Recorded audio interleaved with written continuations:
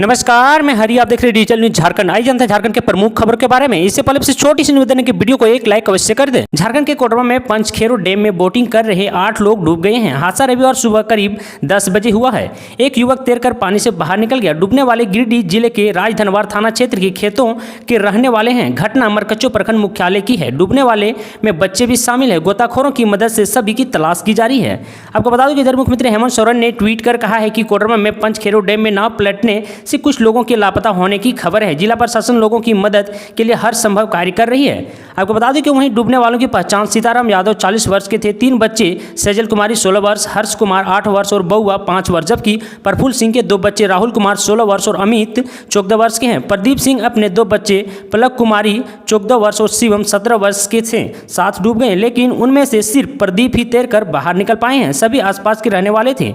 आपको बता दें कि घटना की सूचना मिलते ही जिला प्रशासन सक्रिय हुआ और एनडीआरएफ की टीम बुलाई गई। दरअसल कुछ लोग परिवार को अपने बच्चे के साथ पंचखेरो डैम घूमने गए थे। इसी क्रम में सभी एक लकड़ी के नाव पर सवार होकर बोटिंग कर रहे थे। नाव जैसे ही बीच डैम में पहुंची उसी वक्त पलट गई।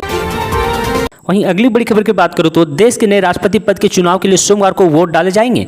देश के सभी राज्यों और केंद्र शासित प्रदेशों के लगभग 4800 निर्वाचित सांसद और विधायक राष्ट्रपति चुनने के लिए मतदान करेंगे।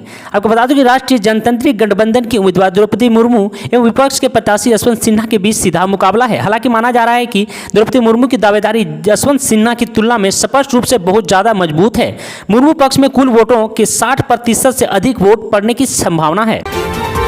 वहीं अगली बड़ी खबर बात करूं तो आईसीएसई 10वीं का रिजल्ट जारी हो चुकी है। रांची सेंट जेवियर स्कूल के अदिति को मिले 99% अंक। तो वहीं counselling for the Indian school certificate examination class 10वीं की रिजल्ट रविवार की शाम 5 बजे जारी हो गई है। आपको बता दूं कि इस परीक्षा में 99.97% छात्र उत्तीर्ण हुए हैं। 4 छात्र 99.8% अंक के साथ शीर्ष पर रहे हैं। वहीं 99.6% अंक के साथ 34 छात्र दूसरे स्थान पर हैं। 10वीं कक्षा के छात्र अपना परिणाम आधिकारिक वेबसाइट CISCE.org पर देख सकते हैं। वहीं अगली बड़ी खबर की बात करूं तो शिक्षा मंत्री के आदेश को अफसरों को दिखाया ठेंगा। शुक्रवार को भी बंद रहे सरकारी स्कूल। कई जिलों ने नहीं भेजी रिपोर्ट। आपको बता दूं सरकारी स्कूल में विभाग के आदेश के अनुपालन कराने में अभी भी जिला के पदाधिकारी गंभीरता नहीं दिखा रहे हैं। सिर्फ उर्दू स्कूल में ही शुक्रवार को अवकाश दिए जाने के शिक्षा मंत्री जगन्नाथ महतो के सख्त आदेश के बावजूद इस शुक्रवार को भी कुछ जिलों के सामान्य स्कूल बंद पाए गए हैं।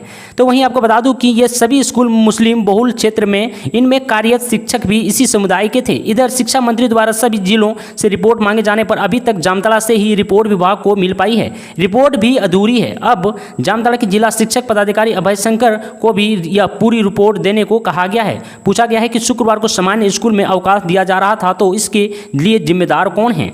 आपको बता दें कि शिक्षा मंत्री ने सभी जिलों से 7 दिनों के भीतर रिपोर्ट मांगने को कहा था। मंत्री ने स्पष्ट रूप से कहा था कि सामान्य स्कूल में किसी भी हाल में शुक्रवार को अवकाश नहीं हो सकता है, चाहे वह स्कूल में पढ़ने वाले अधिक संख्या बच्चे मुस्लिम ही क्यों ना हो। स्कूल में हर हाल में विभाग के आदेश का अनुपालन करना होगा। उन्होंने विभाग के आदेश का उल्लंघन करने वाले स्कूलों की प्रतिबंध समिति को भंग कर पुनर्गठित करने का भी आदेश दिया है। वहीं अगली बड़ी खबर की बात करूं तो झारखंड के गढ़वा में सिंगल यूज प्लास्टिक के कारोबारी पर कार्रवाई। गोदाम मालिक पर 50,000 का लगा जुर्माना। आपको बता दूं कि गढ़वा नगर परिषद की ओर से सिंगल यूज प्लास्टिक उपयोग करने के खिलाफ कार्रवाई की है। इस दौरान 10 क्विंटल प्लास्टिक को बरामद किया गया है। इस दौरान घनश्याम प्रसाद कश्यप के गोदाम से 10 क्विंटल से अधिक पॉलीथीन बरामद हुए हैं। अधिकारी ने इस व्यापारी के खिलाफ 50,000 रुपये का जुर्माना भी लगाया है। तो वहीं आपको बता दूं कि सरकार ने सिंगल यूज प्लास्टिक को पर्यावरण सुरक्षा को लेकर प्रतिबंध कर दिया गया है। सरकार के इस आदेश का सभी को पालन करना चाहिए। वहीं अगली बड़ी खबर की बात करूं तो बनी कार्बन कैप्चर प्लांट लगाने वाली देश की पहली स्टील कंपनी। कोयले की खपत कम करने पर जोर। आपको बता दूं टाटा स्टील कार्बन उत्सर्जन नेट जीरो करने के लिए कोयले की खत्म कम कर रही है। कार्बन उत्सर्जन को कम करने के लिए कार्बन कैप्चर प्लांट लगाने वाली टाटा स्टील देश की पहली कंपनी बन गई है। इसके लिए कंपनी ने 554 करोड़ रुपये खर्च किए हैं। आपको बता दूं औद्योगिक क्रांति की वजह से देश विकास की गति और तेजी से बढ़ तो रही है, लेकिन विकसित और विकासशील देशों की चिंताएं भी बढ़ रही है। इसका मुख्य कारण है कार्बन उत्सर्जन। यह अमेरिका, चीन और जापान जैसे विकसित देशों के लिए बड़ी चिंता का विषय बना हुआ है। भारत भी कार्बन उत्सर्जन करने वाली तीसरा बड़ा देश बनता जा रहा है। अमेरिका लक्ष्य 2050 और चीन का लक्ष्य 2060 ने कार्बन उत्सर्जन को जीरो करने के लिए पूर्व में ही लक्ष्य निर्धारित कर लिया था, लेकिन केंद्र सरकार ने वर्ष 2021 में इसके प्रति गंभीरता दिखाई है और प्रधानमंत्री नरेंद्र मोदी ने लक्ष्य 2070 का लक्ष्य निर्धारित कर दिया है।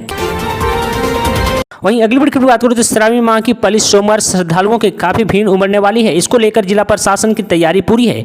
इस बार कांवरियों की सुविधा और सुरक्षा पर विशेष ध्यान दिया गया है। वहीं पार्वती मंदिर से जलार्पण के लिए कतार की नई व्यवस्था शुरू की गई है। आपको बता दूं कि इस श्रावणी मेले की पहली सोमवार 18 जुलाई 2022 को है। इसको लेकर काफी संख्या में श्रद्धालुओं की बाबा धाम पहुंचने की संभावना है। इसमें अधिकांश श्रद्धालु बांका, मुंगेर और सुल्तानगंज सहित अन्य जिले से आएंगे। इसलिए आने वाले कांवरियों की सुगम तरीके से जलार्पण की सुविधा उपलब्ध कराने की सभी तैयारी जिला प्रशासन ने पूरी कर ली है। कांवरियों की सुविधा और सुरक्षा को लेकर डीसी मंजुनाथ भजंत्री ने दंडाधिकारियों को कई निर्देश दिए हैं। वहीं अगली बड़ी खबर की बात करूं तो मेदिनी राय मेडिकल कॉलेज अस्पताल में शनिवार रात को एक मरीज की मौत हो गई। इससे आक्रोशित स्वजन ने जमकर बवाल खड़ा किया। आपको बता दूं कि ड्यूटी पर तैनात चिकित्सक डॉक्टर सुभाष कुमार का आरोप है कि उनके साथ दुर्व्यवहार हुआ है। महिला कर्मी की पिटाई की गई है। करीब 4 घंटे तक हंगामा होता रहा। चिकित्सक और कर्मचारी अस्पताल छोड़ शहर थाना में बैठे रहे। सूचना मिलने के बाद पुलिस पदाधिकारी अस्पताल पहुंचे, मामले की जानकारी ली और स्वजन को समझाने का प्रयास किया। आपको बता दूं कि 4 घंटे कड़ी मशक्कत के बाद मामला शांत हुआ। इसके बाद अस्पताल में स्वास्थ्य सेवा बहाल हुई। हंगामा के कारण 4 घंटे तक किसी भी मरीज का इलाज नहीं हो सका। जानकारी के अनुसार हंगामा कर रहे लोग शहर थाना क्षेत्र के रेडमा के रहने वाले थे। वहीं अगली बड़ी खबर की बात करूं तो झारखंड में भीषण सड़क हादसा, बस ट्रक की टक्कर में 27 लोग घायल और 2 की हालत गंभीर, जिसे रिम्स रेफर कर दिया गया है। लोहरदगा जिले के कुंडू चंदवा मुख्य पथ NH 75 पर कुंदो मोड़ के समीप शनिवार दोपहर 1 बजे यात्री तथा बस मलवाहक के बीच आमने सामने की टक्कर में 27 लोग घायल हो गए हैं। गंभीर रूप से घायल 2 को बेहतर इलाज के लिए रांची रिम्स रेफर कर दिया गया है। आपको बता दूं लोहरदगा जिले।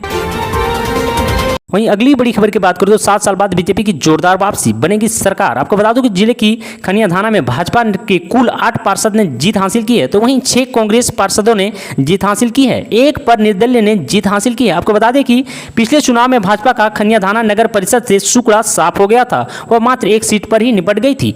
इस बार जोरदार वापसी करते हुए भाजपा ने 8 सीटों पर विजय प्राप्त की है और खनिया थाना नगर परिषद में भाजपा की परिषद बनना तय है। आपको बता दें कि खनिया थाना में खास बात यह रही है कि बीजेपी ने मुस्लिम बहुल वार्ड से भी सीधे लगते हुए पहली बार वार्ड नंबर 13 पार्षद का चुनाव जीता है। इसके अलावा वार्ड नंबर 10 से भाजपा के मंडल अध्यक्ष, तो वहीं नगर परिषद में भाजपा के बहुमत के बाद अब देखना है कि अध्यक्ष का ताज किसके सिर पर बनता है, जिसके लिए भाजपा से पूर्व नगर परिषद उपाध्यक्ष डॉक्टर रितु चौधरी तथा भाजपा के वरिष्ठ नेता कुलदीप सिंह चौहान की बहू श्रीमती राधा चौहान प्रबल दावेदार हैं। खनिया थाना में वरिष्ठ भाजपा नेता की पुत्रवधू ने 600 वोटों से ऐतिहासिक जीत हासिल की है। विजयी प्रत्याशियों को नवांगत तहसीलदार श्रीमती रुचि अग्रवाल एवं नायक तहसीलदार रुतेंद्र सिंह गुर्जर द्वारा जीत के प्रमाण पत्र वितरण किए गए हैं। ऐसे ही झारखंड की तमाम बड़ी खबरों को जानने के लिए चैनल को लाइक एंड सब्सक्राइब अवश्य कर लें। आज के लिए इतना ही। जय हिंद, जय भारत, धन्यवाद।